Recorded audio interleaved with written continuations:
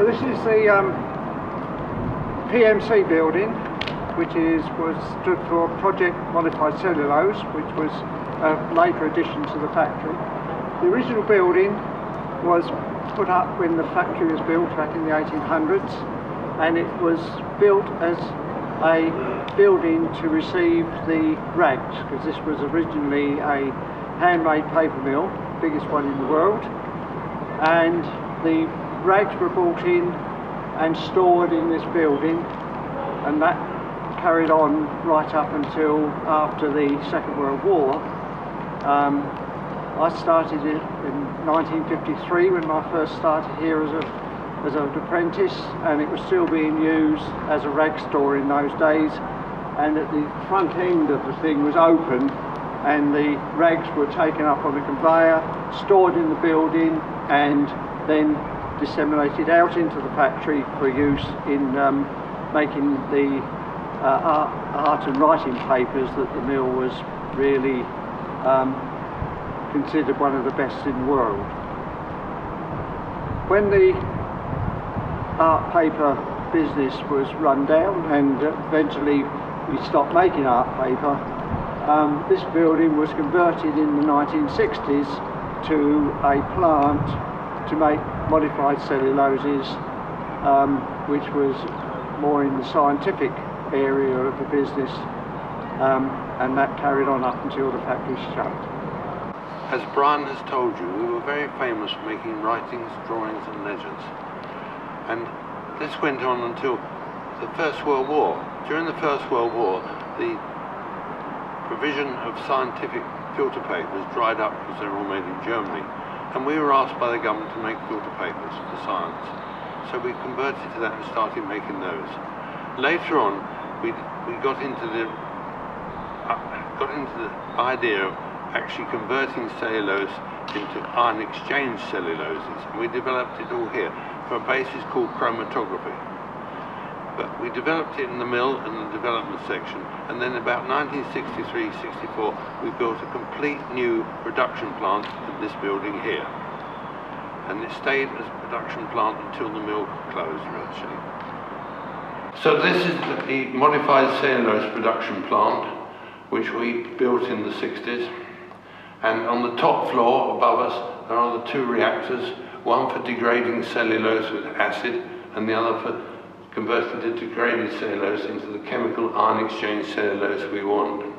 Below here we have the tanks where we drop the material in, and then we pumped it to the centrifuge up here, and there's one up here as well, to wash it clean, and then the solid was discharged from the centrifuge and taken to the dryer next door.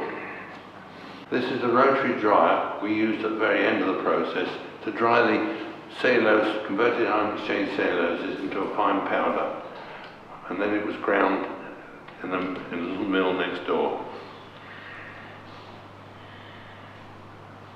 The building behind me is called the Red House, and this building was built by the Balsons and was far ahead of its time in those days when the building was built, because as you can see, the whole of the side of the building has windows, and when this building was built there was a window tax, and most buildings were constructed with very small windows, but the Balston was very ahead of his time and realised that unless you had good light, and this building faces sort of north-west, so they had good light all day, that the workers who sorted the rags in those days could see what they was doing.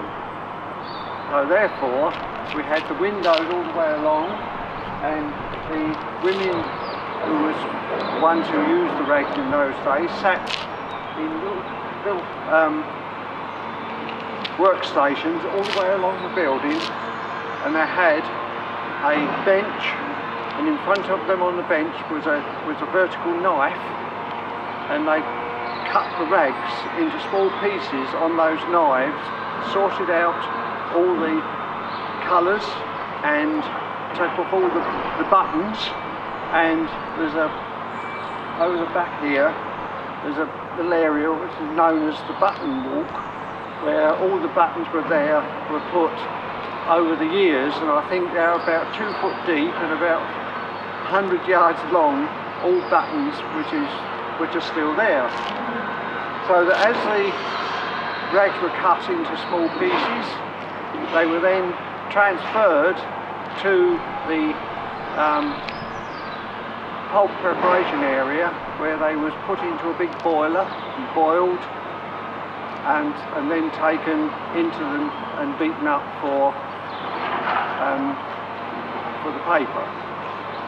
Now this went on, and it was still happening when I joined the company in 1953. They were still using rags, but it very quickly became apparent that you couldn't use rags anymore, because there was very few fabrics made that didn't contain some sort of nylon, rayon, propylene.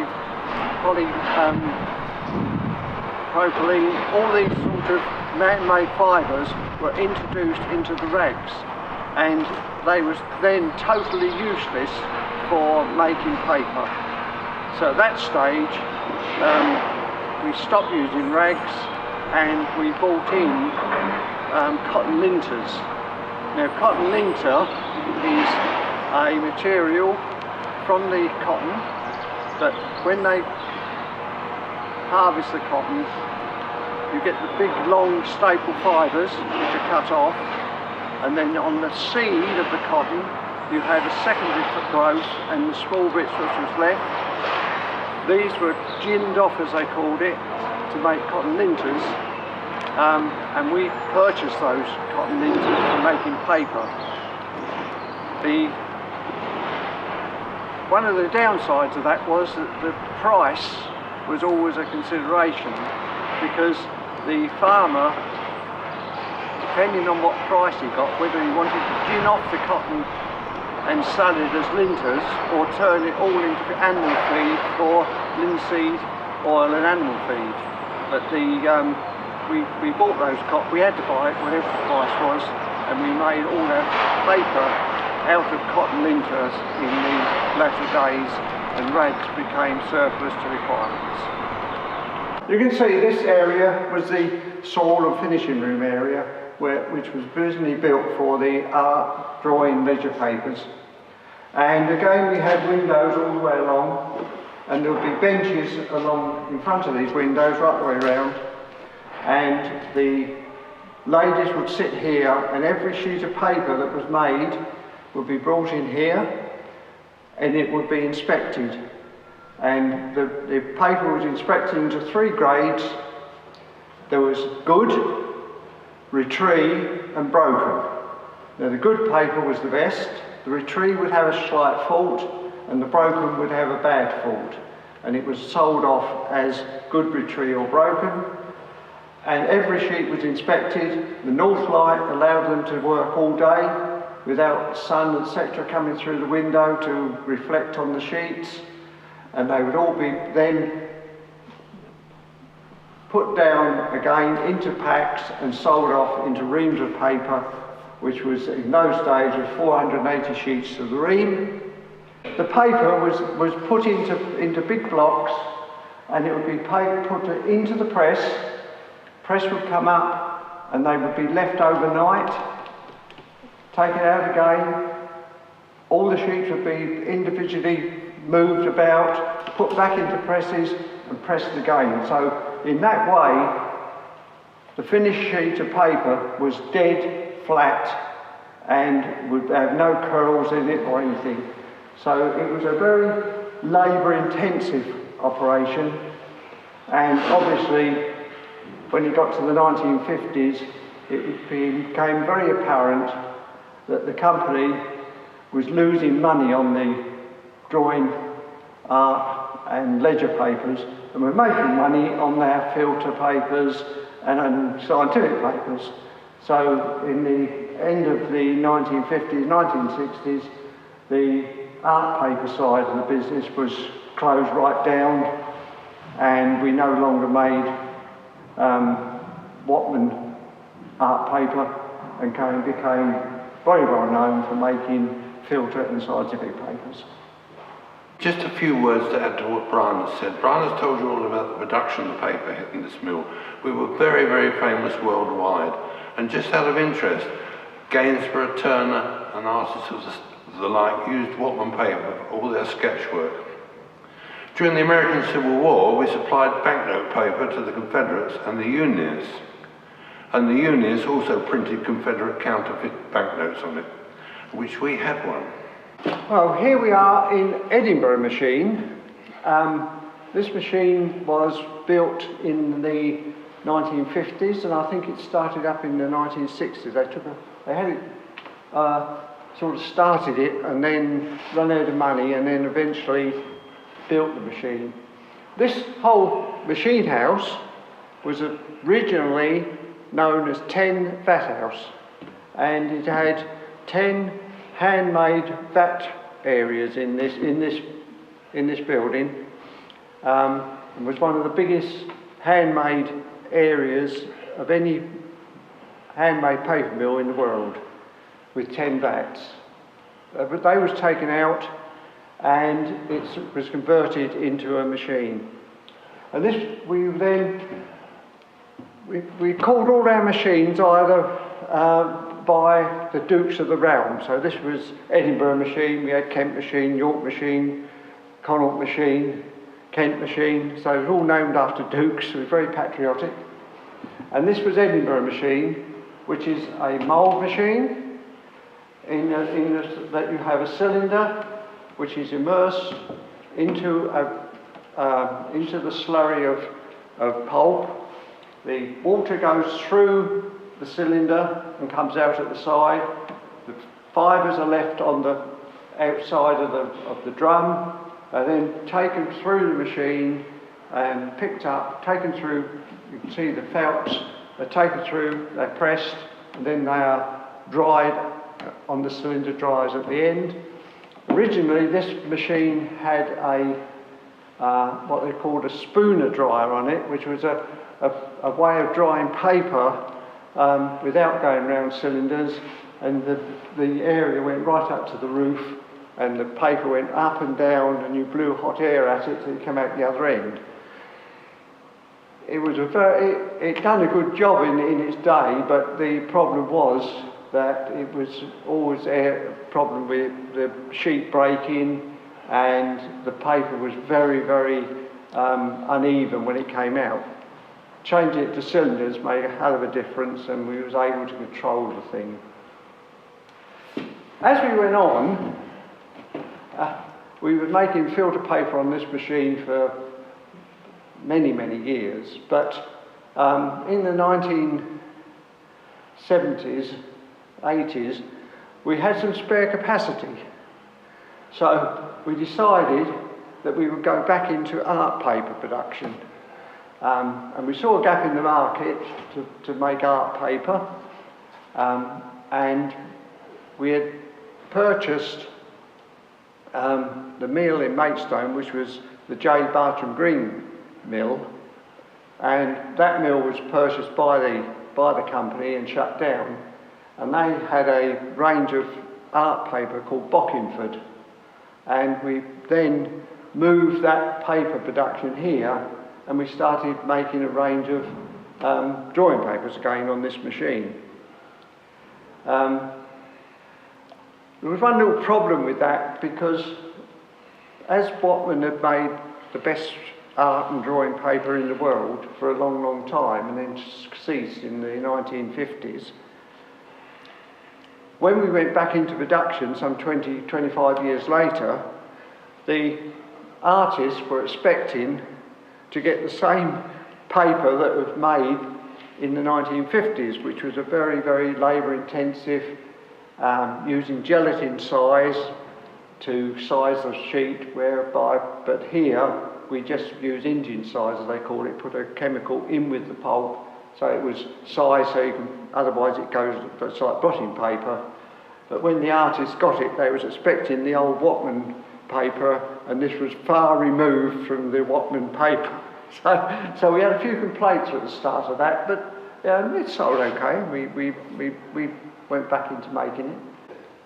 Originally the mill had the paper machine had a spooner dryer, where the paper went down in big loops, and John Bolston, the technical director at the time, was very keen to keep that sort of paper because of the grain in the paper and the surface. However, it was giving a lot of trouble to production, and we decided that perhaps we ought to put drying cylinders on it. So we did. We put the first bank of drying cylinders on it, and I arranged an exhibition up in the upper cell of paper made with the spooner dryer and paper made on drying cylinders. And we didn't tell anybody which was which. Believe it or not, they all voted for the cylinder paper, including Mr. John. So that's where we went. It's a lovely machine, beautiful machine. This was the original machineman's cabin for Edinburgh machine, and in here they had a machine for cutting a circle out of paper. Basically, this press, you had a circle of metal sharpened on the bottom, you put a piece of paper on there, put the cutter blade in, pull the handle down, and it produced a circle of paper of exactly the size you wanted, because you then weighed it on a pair of scales that were here, and it told you the basis weight of the paper, and so you knew whether you've got to change the machine or leave it exactly as it is. Here we have a light box, and basically the machine would take a sheet of paper, piece of paper is cut off the machine, and hold it up to it, and you could see any flaws in the paper then, and he'd know whether it's passable or whether it's going to fail quality control. This is the area upstairs from the one we were looking at down below a while ago. Again, you have the windows all the way along the building, and this was the upper saw in the paper mill. The finishing area of the paper mill is known as the saw, and this was the upper saw. Again, sorting the paper, packing the paper was all carried out in this whole area. After we finished the drawing papers and that was closed down, this became a packing area, and the iron exchange papers or the iron exchange powders were packed and distributed from this area. So just a change of use from a paper sorting, packing to a new business. So it was again used for packing and dispatch of the iron exchange papers. This paper mill was powered by one of the first paper mills to be powered by a steam engine, and it was actually made by James Watt. And I think that there should be some shots of the beam, which is still here, which is now a monument in the front of the mill.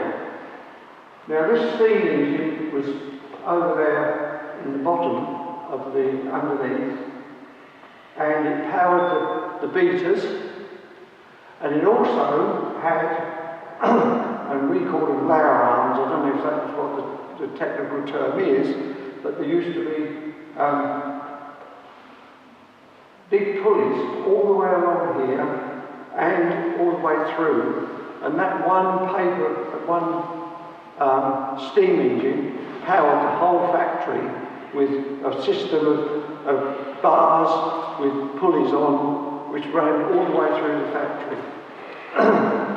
That had long gone. I joined this company in 1953, but the steam engine was gone there. But in its place was the biggest electric motor I've ever seen. It was about that high, massive thing, and they still used it in those days to power all the presses and all the size machines.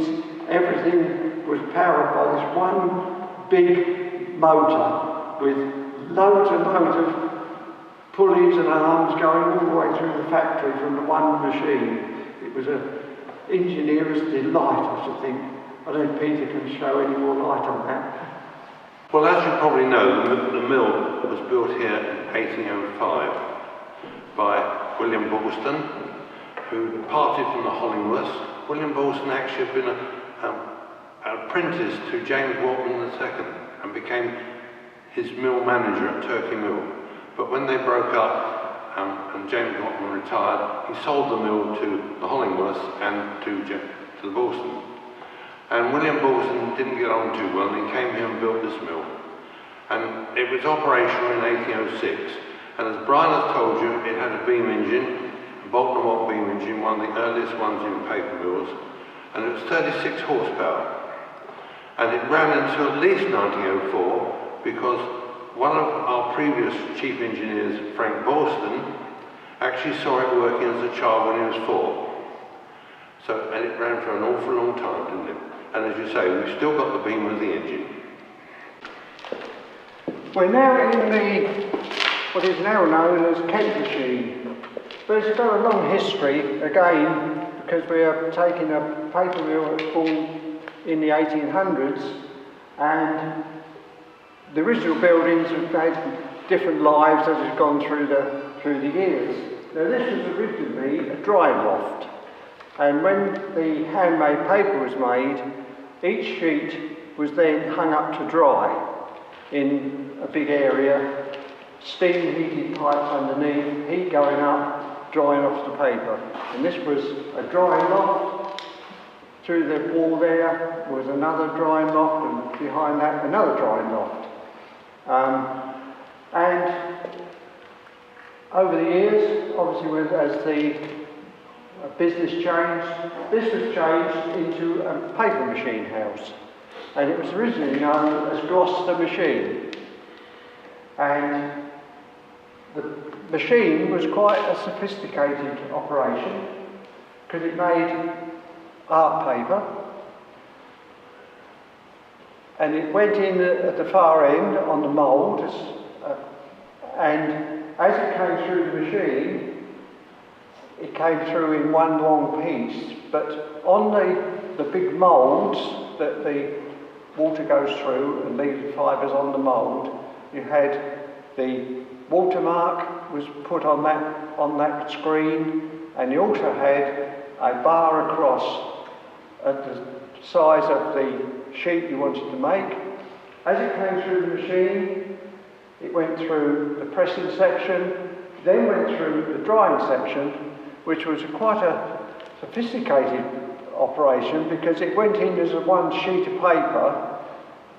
The cylinders were matched so that they went at different speeds, so it actually pulled the sheet apart at the very line where the bar went across, so it was slightly thinner, pulled the sheet apart, and it came out as individual sheets of paper with an imitation decal. Now, it's always a thing with handmade paper. The outside of the sheet has a decal, and this is called a decal edge, which is like a feathered edge, which is what the artist wanted. So this machine imitated that and made individual sheets that came out at the end. Again, when the art paper went out of business in the late 50s, 60s, the machine was then just mothballed, and it stood here for quite a long time until it was decided that we needed another paper machine, because we was then getting into different papers, and we started making what is known as battery separator papers. These are the paper that goes into batteries, made out of glass microfiber, and this machine was specially made for that, and I'll let Peter now talk to you about that, because he was the one who designed it and put it all together. Well, as Brian has told you, we had a very successful Gloucester machine here originally. In fact, I've still got some Gloucester paper at home, and I use it at art class. But eventually we decided we had to make glass microfiber paper for the battery separated market and for other markets as well. And so we designed in-house and built Kent machine. And actually it's rather sophisticated. It is a vat machine like Edinburgh, as you saw earlier, but it was also had a tank across the top of the machine, so you could put a second layer of fibre onto the top of the first one. So you could have a coarse fibre on one side and a fine fibre on the other. And We basically designed the whole thing in-house because you could buy various bits, but you couldn't actually buy a complete paper machine. So we built our own in the early 1950s, 1990s, sorry, 1994, 1993, 1994. And when we started it up, we did a few trials first of all, and the first day we ran that machine, it made paper straight through and onto the reel. And they've got a picture of me dancing in my white coat at the front because I was so pleased that the team had done so well. Now, although this machine was designed to make glass fibre papers, we were rather crafty because my department, we carefully designed it so we could actually make cellulose papers if we wanted to. And we could make them either mould-made or what we call Virginia-made. And so it was a very versatile machine, and we thought we were going to have a machine for 100 years. This is another area that's had various lives as it's gone through the years, but this was originally known as the size house, and the original Watman paper was put through machines, and there was a number of machines that went right across this building, and they was two long flat machines, and you put the paper in one end and it came through the machine and out the other end through a process that allowed it to cool before it was taken off to the lofts to be dried. Now the size was gelatin size, and the gelatin was cooked up in an area over the far side of this building. It was then pumped into the machines. You had a lady at the front end and another lady at the back end. Lady at the front end would put the paper into the machine. It would go through the size bath, come out the other end, through a set of rollers, then through a cooling system before being laid up into packs and taken off to dry. And again, it was very labour intensive, but the sheet of paper that you had was covered both sides with gelatin. Now this was what the artists loved, because with the Watman paper you could make as many mistakes as you liked and rub it out, because you was not really going onto the fibres, you were doing onto gelatin. Problem with gelatin was you couldn't, or we tried a number of ways to try and speed up the process. But the problem with gelatin is, unless you dry it very slowly, it cracks. So you had the sheet, more or less a sheet of gelatin across the paper. Unless you dry it slowly, when it dries, it goes into little cracks. Then when you paint on it, the water from your paint goes straight through into the side, into the sheet, and it all just goes out like blotting paper. So you could only do this paper and hang it up to dry, basically. We bought a drying machine, which was going to be the best thing since sliced bread, to put the paper through. Total failure, it didn't work. So another nail in the coffin for the old way of making drawing papers, too labour intensive, very long process. But this was the size house, and it was here for 100 years or so, I suppose. As Brian has told you, this was the size house. And one of the problems with size is that you have to dry it very carefully, because if you dry the paper, size paper too hot, too quick, the size actually migrates, and it migrates to either surface and leaves the middle like blotting paper. And this is one of the problems with the flatbed dryer we had, wasn't it? In fact, the flatbed dryer went to Bartram Green eventually, and they couldn't understand why they made drying papers look fine, but immediately you scratched on them or rubbed something out, it was like blotting paper. And the reason was it was being dried far too quick. It had to be dried slowly so the size did not migrate. Right, this is what is known as a super calendar, and basically it's a set of rollers, very shiny on the surface. This one's going a bit rusty now. But they're very shiny rollers. You put a roll of paper on one end, send it through the rollers, comes out the other end and gets wound up.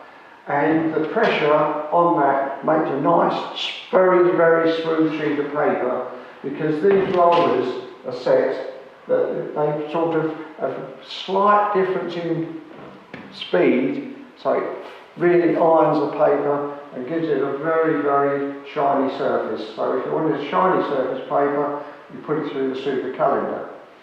Now this is one process that we did manage to do with this sort of machine, because the original old drawing papers were put through 2 presses, but they were built through, you had zinc plate sheets. So you had a zinc plate, sheet of paper, zinc plate, sheet of paper. You had people sitting there putting these things, building them up into a pack, putting them through the rollers. That done the same job, but of course you didn't do too many sheets in a day. This one does a load. So it's known as a super calendar and very effective machine. So the piece of machinery behind us is basically for filtering solids out of effluent liquid. And we bought it actually from English China Clay, who had a similar sort of piece of machinery. And it was very successful. It cleaned the water up really nice. Well, this is 50 plant. Now, one of the things we needed with filter papers was to make some really solid so they didn't disperse in water. And if you were using a vacuum system, for example, you had a circle of paper and the liquid was sucked through it by vacuum. Now, an ordinary paper would disintegrate. So what we did is we acid hardened the paper. So the reel of paper came in at the far end, it went down through this chamber here into a bath of nitric acid. And that hardened the paper, and it came out of the bath and came onto these slides here, these glass slides. Now that was very interesting, because the original machine was designed by a very excellent engineer of ours, Frank Borston.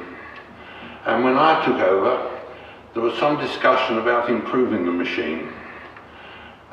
Production thought it could be made a bit better, but we had a good look at it, and in fact you could not improve this, because this was, as the paper went up there, water came down, pure demineralized water came down, so it counter-current washed the paper.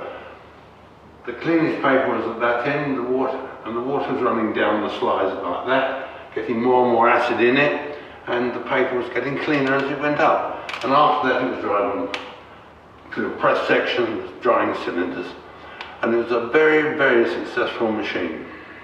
This is what was known as the development section, again converted from old drying lofts for the drying of the papers originally made here.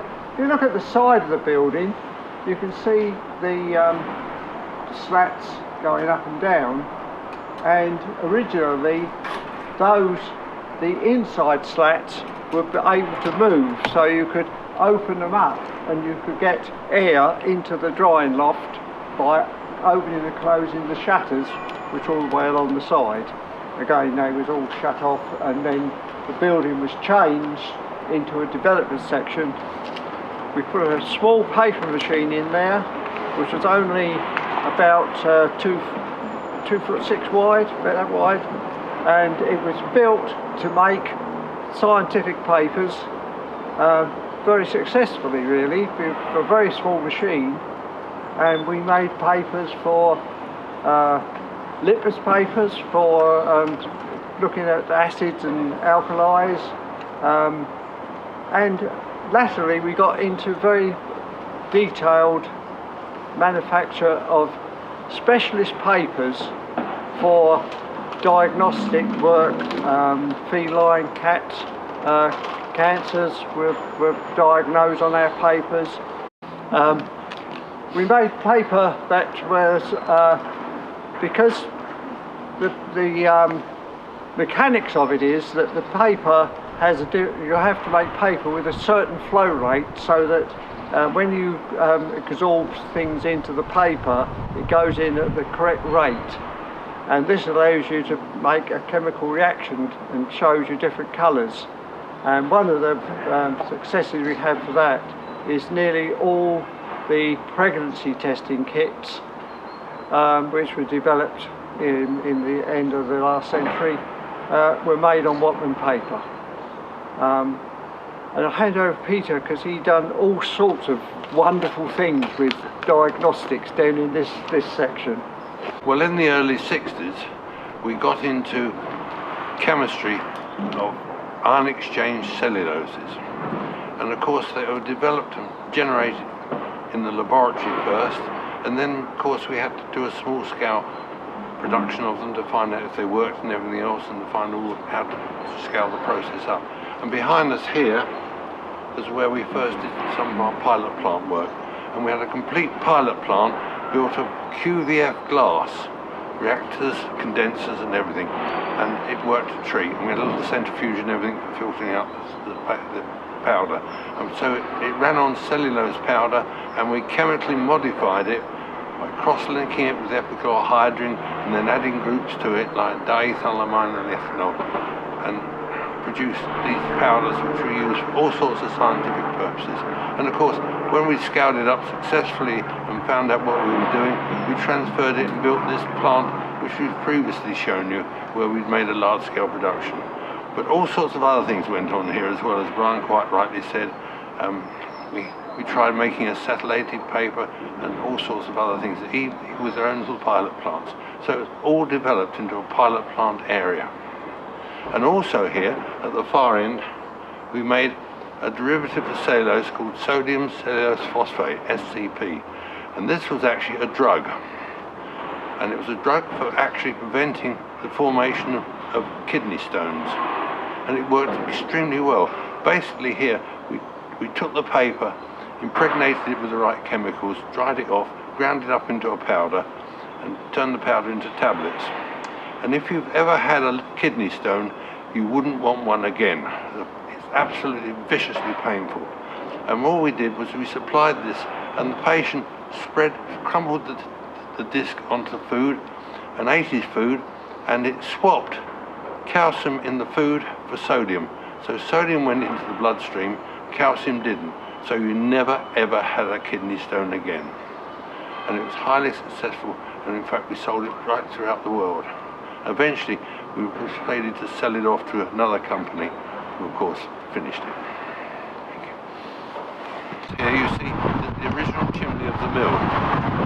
Originally, when it was built, it took the smoke from the Lancashire boilers down in the mill up through a duct all the way up through the mill to the base of this chimney, and it lasted for years. And of course, when we built a new steam plant up here, we actually used the same chimney, and the top of the chimney has obviously been restored, but the base dates from the beginning of the mill, 1805. You might wonder why the chimney is a long way away from the actual paper mill, and the reason for that is that when it was first built, of course, it was coal-fired, and you had specks of soot and stuff coming out the top of the chimney, and they didn't want that anywhere near the paper, otherwise it would contaminate the whole area. So they built the chimney a long way away from the mill, as far as they could, to ensure that they didn't get any smuts into the factory.